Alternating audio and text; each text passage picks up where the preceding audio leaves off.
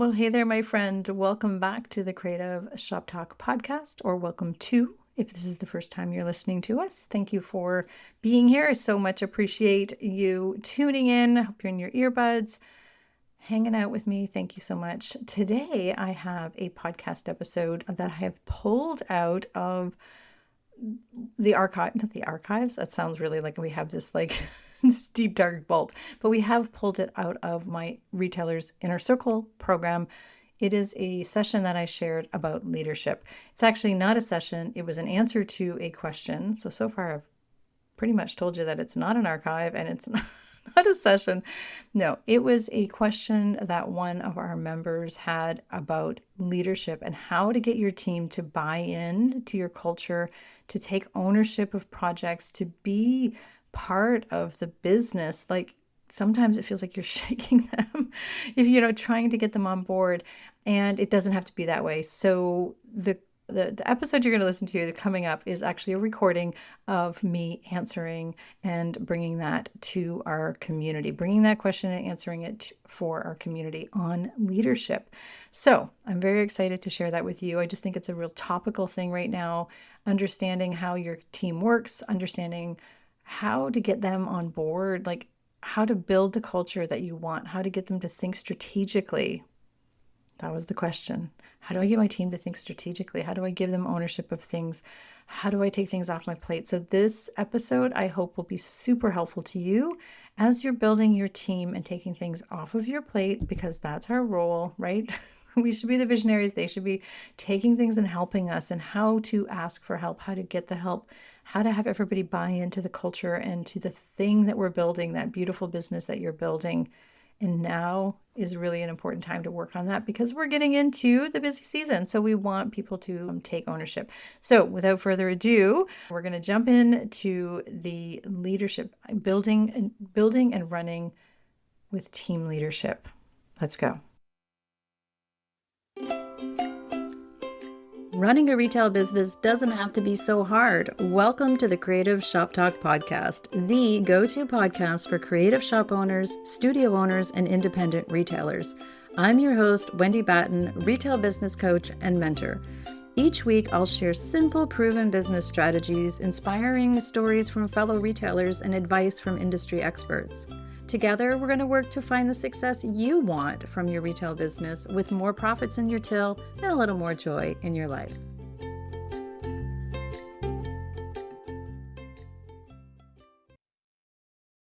Oh, hey there, friends. I wanted to address a question that came up recently from Dan in our Mastermind group, and it was regarding how do we take our team and make them, in a management role and go from transactional task related only to strategic thinking. And I thought it was a really great question. And it was one that I couldn't answer just by typing out a couple of questions. So I wanted to make a little short video here to help you with that. So my first thoughts around this, it's making sure that our team want to be in that changing role. So if we take our employees and we say, okay, we're going to start handing off more management style roles. We're going to put them in management roles. We're going to put them in strategic roles. And and that is the goal, is to get our people to delegate, to think more strategically. And I know Dan had actually mentioned he wanted them to guide the entire operation. And I don't think that that's their role. I think our role is always to be the guides, and then we give them the vision. And then let them go do their thing. So how do we do that? How do we get them to think strategically? That's not everybody's strength as well. So we have to make sure we have the right people on the right bus, and the right seats.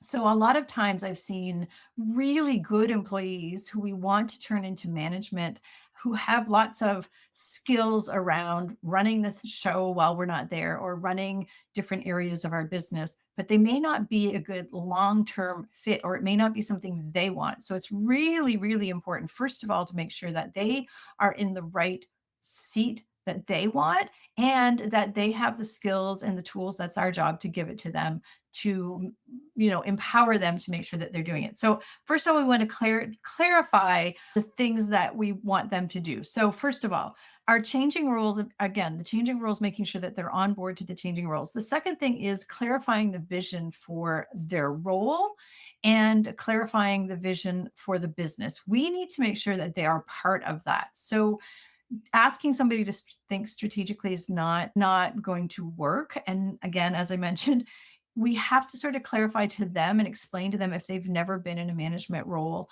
these are the things you do, but we also want you to these are the things how we want you to think. And I hope that's clear. We want to make sure that they understand how we want them to think. We want them to think down the road. Where's the puck going, as we like to say, looking down the road, looking ahead, and understanding how we set the stage for that. So sharing our business vision for the year, explaining how their role fits into the business vision. And that to me is the key. It's like, what am I doing to, like, what is their role to make that thing happen, whatever it is that we want to happen. We also want to explain to them. So for example, if we have a store manager and part of their business is, or part of their task is to identify analyzing the data. So it's their job now to go into the POS system, look at the inventory, see where we are with inventory, and predict and help with open to buy programs. Let's just say that, or analyze. Their job is to understand that they have to analyze the data and why it matters. So it has to, like, if we have X number of products and our goal is to sell X number of products, your job when you analyze the data is to understand where we're going with the next quarter or the next month, the next week when you order products. So they have to understand the ripple effect, if you will, of where we're going. That's strategic thinking. We know that. They don't always understand that. You just told them to analyze the data and sort of, here you are. Here's the data. So we need them to understand the ripple effect and reverse engineer why the data matters. So really understanding that. The other thing is providing them with tools. The tools might even just be explaining to them time management. I have a lot of retailers that hand over and delegate things, and then all of a sudden they're not getting other work done because they're spending hours and hours and hours either in things that don't matter, or they're spending hours and hours on things like it's taking them forever to analyze the data or whatever it was we gave them the job. So they also we have to give them the tools. So the tools might be training on the difference between urgent and important, or the difference between prioritizing priorities, like what's important. So that's our job as well too. We can't throw them to the wolves and say, these are your new jobs, now go do and be, right? So we have to nurture that. So we nurture that with weekly strategic meetings, and again, or monthly, or however you need to do that with your team. We also want to empower decision making, and I always say, like, asking a lot of what questions. So if we're trying to train somebody to be more strategic, instead of coming into a meeting and saying things like, okay, here's what we're going to do, we ask questions, what and why questions. So what would you do, or what do you think matters with our inventory moving forward in 2025? What, when we're asking them questions, when we're bringing them in, what do you think we should focus on for marketing, or what do you think? So we have to really get them involved and have them start thinking strategically. Now, we don't have to always take their questions. This is our job, is to groom and nurture and teach them how to think the way we do, or the big picture and the strategy thinking.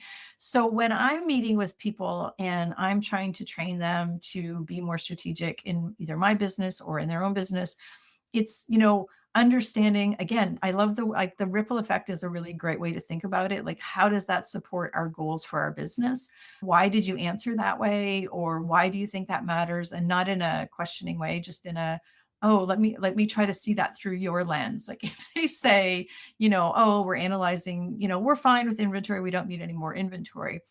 And maybe you either agree or don't agree. And you're like, okay, how does that fit into our plan for more sales of a product? And they say they have to have an answer. So we have to promote an answer to that. So it's supporting our needs. So ask lots of what and why questions. Show them the KPIs and explain, again, as I mentioned, the KPIs, what, not to bog them down, but to actually explain to them why look at the difference. If we have somebody in marketing and we're explaining to them that just more social media posts, like checking a list off, as we mentioned, it's not about checking list off. It's like, is this actually getting people in the door? How has our foot traffic increased? What are the number of people coming in? How much is our open rate for our email? What is the conversion rate of our email or of our in-store sales? And let's measure that. And if it's not working, how do we tweak that? And why does that matter? Well, it matters because if we're just putting out content and it's not coming in, or they're not coming to our website and nothing's converting, or we're getting tons of foot traffic and nothing's converting and they're not buying, then we know where to focus our attention. Then we have to pay attention to sales, or we have to pay attention to products mix, or whatever it is. Having them understand the why. Again, I'm going to go back to the why around the metrics, and having metrics for them to measure. So if I'm a store manager and it is my job to keep the inventory down, having a metric to measure, like this is where we want to keep, our budget for this product and product A and product B and product C. These are the margins. This is our buying power. Like, why does that matter? And having them understand that. So I hope this has been helpful. The other thing is, I guess, two more little things. One, when we're meeting with people, this is across the board with our people. We want to use the three main teaching tools of, hey, I want you to keep doing this, stop doing this, and start doing that. So stop, start, and continue. Those are our three magic sort of guiding principles when it comes to guiding our people. Hey, I want you to start doing this, stop doing this, continue doing this. The other thing is to celebrate their wins and give them feedback. So really, when you notice that they've done something, and this is again back to the nurturing and explaining, everybody doesn't think the way we do. So it's up to us to teach our people so that we can delegate more and trust more. And that is, I guess, another really big part is trusting more, like letting it go and knowing they're going to fail, or knowing they're not going to think about it the way we do, but that's our job. And instead of criticizing, we're just going to correct and nurture and guide them to thinking differently. So having a clear understanding of what their role is, making sure that they're on the right bus, in the right seat, having an understanding of their role, nurturing them and teaching them and explaining to them the ripple effect, if you will, the strategic reverse engineering. I love the word reverse engineering. You'll hear me talk about that all the time, like reverse engineering into why what we're doing right now matters down the road, and what that looks like in our big picture, the ripple effect of our business from out here in. So understanding and celebrating the wins, empowering them, asking lots of what and why questions to them, including them in decision making. That happens a lot when we have management people. We just like leapfrog over them sometimes because we just want to get shit done and we want to leapfrog over them. And again, celebrate and provide lots of feedback, what they're doing right. You could even nurture them. Like, I love how you anticipated that we were going to have less foot traffic in January, which is true because you looked back at the data and you knew, and I love how you anticipated that so that you did this, and that's great for marketing and whatever it was to get them in. So all of that to say, remember that transitioning people from task-oriented to future thinking and strategic thinking, it doesn't come like naturally, and not everybody wants to do it. So make sure they're on the right seat, and reminding yourself that it does takes a little bit of time. Just because we ask them once, we have to also demonstrate. So there's some people I work with that get it right away, and then there's some people that are like, it just takes a long time. So I hope this has been helpful for you as you transition, removing things off of and delegating, removing things off your plate and delegating them to your team. This is our goal, right? It's our goal to have a business that's running for us, that we don't have to do everything. So hope, and remember, there's going to be failures, and they're going to not always do it your way.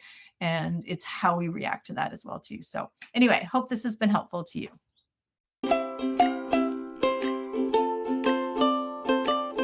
Well, that's it for this week's episode of the Creative Shop Talk podcast. I'm so glad that you were here to join us this week, and I hope you found value in what we're sharing here. I want to remind you that our website has all of the show notes. You can find it at wendybatten.com/. podcast. Everything that you need to hear about today's podcast is there. Also an opportunity if you need to reach out to me. If I can support you in any way whatsoever, please feel free to reach out. So thanks for joining us. Please leave a review, subscribe if you can, and never miss an episode. We hope to see you back here again next week. Thanks, my friend. Have a great week.